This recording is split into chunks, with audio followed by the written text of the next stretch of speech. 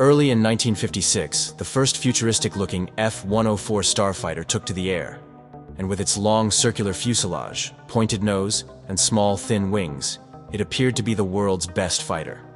The Lockheed F-104 was created by C.L. Kelly Johnson and his Skunk Works, who also created some iconic combat planes like the U-2 and the SR-71 reconnaissance aircraft.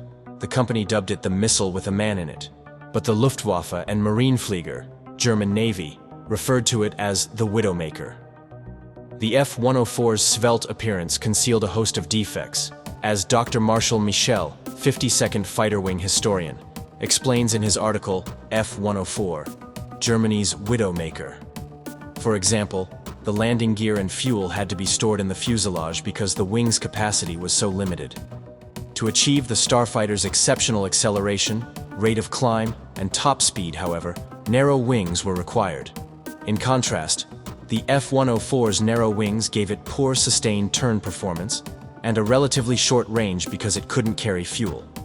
Additionally, the aircraft lacked a functional radar and had a limited loadout of a gun and heat-seeking missiles, making it a daytime and clear-weather fighter only. It was quietly pushed to the side once it became clear that it was not truly what the U.S. Air Force intended.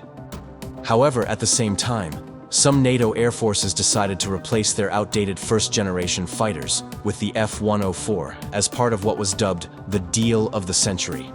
More than 900 of these aircraft, the majority of which were delivered to the Luftwaffe and Marineflieger air forces. The Luftwaffe and Marineflieger operated 11 F-104 wings at their busiest in the middle of the 1970s.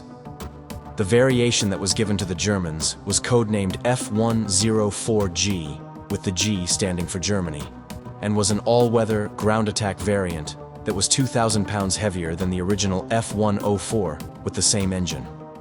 Its weight was increased by the requirement to transport 4 external fuel tanks for the majority of missions. When 4 F-104s practiced for the type's introduction into service demonstration in June 1962 and crashed in formation, killing all 4 pilots, it was a very disastrous start for the Starfighter. Because of its superior training facilities and proximity to Phoenix, Arizona, Luke Air Force Base was selected by Germany to prepare its future F-104 pilots. Luke Air Force Base boasts about 300 days of sunshine annually. However, issues surfaced right away when the pilots returned to the severe German weather. There were 2 problems. First off, the F-104 had to fly at very high speeds for approach and landing, far higher than earlier aircraft, and moved extremely quickly, especially for a novice pilot operating in extremely bad weather. Second, because the Luftwaffe starfighters had to carry out low-level, high-speed attack missions, they were exceptionally sensitive to control input and unforgiving of pilot error in these operations. There were a terrible lot of accidents as a result.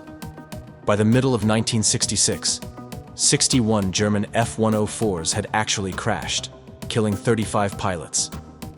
When he claimed that the Starfighter acquisition was prompted by politics, General Werner Panitsky, the then commander of the Luftwaffe, was compelled to quit.